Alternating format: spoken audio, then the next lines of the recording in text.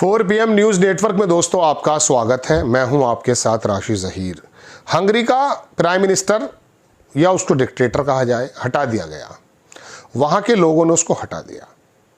Victor एक ऐसा आदमी जो ट्रंप के बहुत करीब था और दक्षिणपंथी जहन का आदमी था। बल्कि उसके इलेक्शन में अभी जेडी वेंस गए और वहां जाके उन्होंने पब्लिक को संबोधित किया और बल्कि ट्रंप का फ़ोन मिला करके माइक पर लगा दिया। उसको जिताने के लिए ट्रंप ने अपील की, मैं मोहब्बत करता हूं, मैं प्यार करता हूं हंगरी से, विक्टर से भी प्यार करता हूं। यानी कि जिताने की कोशिश की गई कि यूरोप की ये सरकार चूंकि ट्रंप के करीब है, ट्रंप की हर पॉलिसी का इन्होंने साथ दिया है। ट्रंप का नहीं दिया, ज़ायनिस्ट का दिया है। तो इस वजह से इस सरकार को रोकना चाहते थे, चूंकि पूरा यूरोप ट्रंप के खिलाफ है। आप कहेंगे मैं हंगरी की खबर क्यों सुना रहा हूं, कल हो चुकी वो। मैं आपको बताना ये चाहता हूं दोस्तों, देश में हमारे जिस प्रकार से हिंदुत्व को, नफरत को, हिंदू मुसलमान की जैसी सांप्रदायिकता को जन्म दिया है आरएसएस ने, बीजेपी ने, पूरी हिंदी पट्टी उसमें इन्वॉल्व हो गई है। जिस तरह से विक्टर का सफाया हुआ, इस तरह से यहां पे इस राजनीति का सफाया होगा। समय लग सकता है। यूरोप के अंग्रेज थे, जरा जल्दी समझ गए। यहाँ के अनपढ़ जाहिल हैं, थोड़ा लेट समझेंगे। अब मैं आपको थोड़ा सा आऊँगा मैं भारत पर ही, लेकिन सबसे पहले इसकी मुझे आपको दिखानी पड़ेगी थोड़ी सी हिस्ट्री। एक आदमी की तस्वीर लगाता हूँ मैं। ये जो आपको गंजा आदमी नज़र आ रहा है, मैं पूरी स्क्रीन पर लगाने की कोशिश करता हूँ चश्मा पहने हुए। ये कौन है? इसके बराबर में आप देखेंगे एक तस्वीर में और दिखा रहा हूँ इसी आदमी की। ये नेफ्टाली बेनेट है, इसराइल का पूर्व प्रधानमंत्री, थोड़े टाइम के लिए रहा। ये जो विक्टर था हंगरी का प्राइम मिनिस्टर, ये आदमी जब 2002 में हारा, ये एक बार पहले भी आ रहा 98 से 2002 के बीच में, फिर उसके बाद ये 2010 में आया और 2010 से अब 2026 में गया है।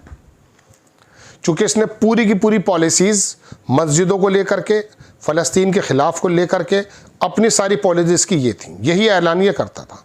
जिस आदमी का फ़ोटो मैंने दिखाया है, सबसे पहले मैं इसका नाम बताना चाहता हूँ, चूँकि नाम बड़ा टिपिकल है, इसलिए मुझे इसको थोड़ा सा दिखाना पड़ेगा। ये आप देखेंगे फॉक्स न्यूज़ ने छापा इसका नाम है जॉर्ज बिरेनबॉम, जिस गंजे की मैंने तस्वीर आपको दिखाई थी। ये गाज़ा के बारे में कुछ कह रहा है। What happen in Gaza will happen anywhere, कहीं भी हो सकता है जो गाज़ा में हुआ, जहां टेररिस्ट ये ट्राई करेंगे स्पिल जूइश ब्लड, अगर यहूदियों के खून को बहाने की कोशिश करेंगे, ये कहीं भी हो सकता है। दरअसल ये आदमी एक ज़ायनिस्ट क्रिश्चियन है जो अमेरिका में रहता है।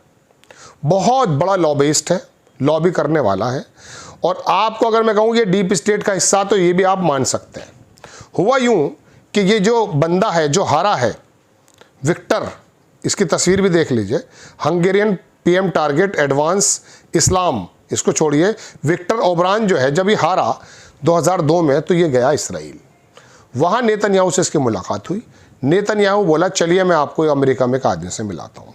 उस आदमी से मिलाया जिसका नाम मैंने अभी आपको बताया, जॉर्ज बिरेनबॉम। ठीक, इसने कहा अगर आप ऐसे टाइम तक इक़्तिदार में रहना चाहते हैं, आपको एक काम करना पड़ेगा। ये मैं सब आपको अखबारों की बात बताऊंगा। वो काम ये है कि आपको इस्लाम के ख़िलाफ़ बोलना पड़ेगा, फ़लस्तीन के ख़िलाफ़ बोलना पड़ेगा, और जो भी ज़ायनिस्ट की पॉलिसीज़ हैं उसके पक्ष में आपको बोलना पड़ेगा। 2010 से लेकर 2026 तक इसने यही काम किया है जिसकी मैं बात कर रहा हूँ, हंगेरियन पीएम ऑरबैन की। आप देखें, ये एसोसिएटेड प्रेस की खबर है 2016 की।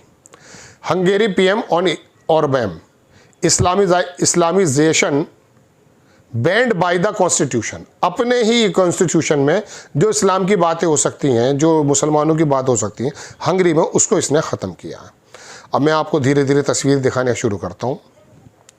आपको 2 तस्वीरें तो मैं दिखा चुका हूँ। ये तस्वीर आप देखेंगे इसी जॉर्ज की है। ये दीवारें गिरिया यानी कि इसराइल के अंदर पूजा भी करता हुआ नज़र आ रहा, कोई दिक्कत नहीं है। बीबीसी ने छापा द मैन हु हेल्प्ड, वो आदमी जिसने हेल्प की है ऑरबैन की एंड नेतन्याहू की राइज टू पावर। मैं नहीं कह रहा हूँ, 2 जुलाई 2023 की खबर है, बीबीसी ने छापा। ये आदमी था वो जिसने तमाम नारे दिलवाए थे। आप खबर देखें, हंगेरियन अखबार की है, पीएम ऑरबैन इसने कहा 2 state solution is in the Israeli Palestinian conflict in a illusion. ये फ़लस्तीन के बारे में जो 2 स्टेट के बारे में दुनिया अमेरिका सब लोग कहते हैं कि 2 होने चाहिए, एक फ़लस्तीन और एक इसराइल, उसको कह रहा है कि एक इल्यूजन है ये हंगरी का प्राइम मिनिस्टर की बातें बता रहा हूं मैं आपको। दूसरी तस्वीर देखें आप, हंगेरियन पीएम ने टारगेट किया advance of the Islam, calls Christianity Europe last hope. ये खबर है फरवरी 2018 की। ये मैं विक्टर के बयान बता रहा हूं जो सिर्फ इस आदमी से मुलाकात के बाद आए हैं। एक खबर देखें डेली सभा की, mix of Muslim Christian society not possibly peacefully Hungarian Orban says. Hungary का जो ऑर्बन है उसने कहा मिक्स मुस्लिम और क्रिश्चियन की सोसाइटी नॉट पॉसिबल पीसफुल, ये एक साथ नहीं रह सकती है। इसके बयान पुराने बता रहा हूं मैं आपको। ये भी मैंने आपको दिखा दिया। ये मैंने आपको जॉर्ज ब्रिनबर्न का बयान दोबारा दिखाता हूं। व्हाट हैपन, जो गाजा में हुआ वो दोबारा से कहीं भी हो जाएगा जहां पे भी टेररिस्ट ज्यूज का खून बहाएंगे। ये मैं आपको दिखा रहा हूं खबर। अब आप खबर देखें, Hungarian to pull out political, ये गार्जियन की खबर है जो मैं आपको दिखा रहा हूं। ICC as Netanyahu visit Budapest. जब नेतन्याहू को सब जगह जाने से मना कर दिया गया, इस आदमी ने, विक्टर ने, मालूम है क्या किया?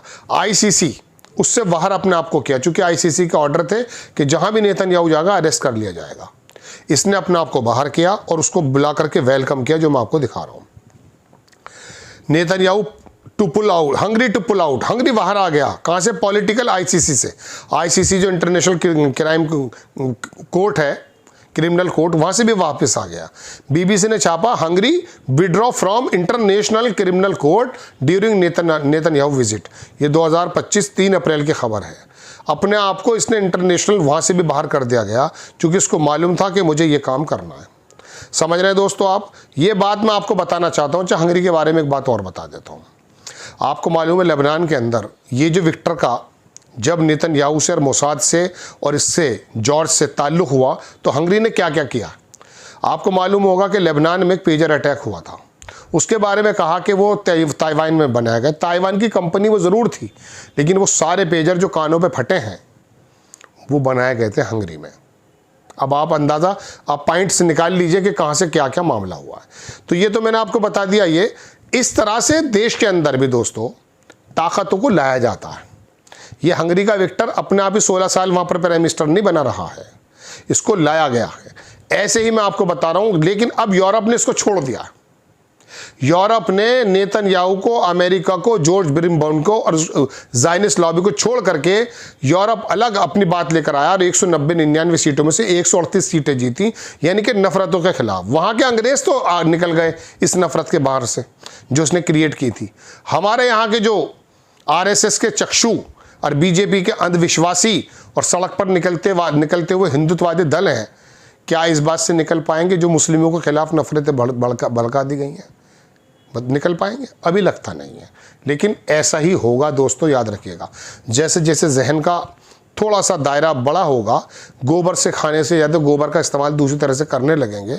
शायद यहाँ पर भी ये होगा, क्योंकि यहाँ भी धर्म की चाशनी और धर्म की अफीम से ही दरअसल पागल बना दिया गया। यूरोप तो निकल आया है, भारत के निकलने का इंतज़ार है। जय हिंद।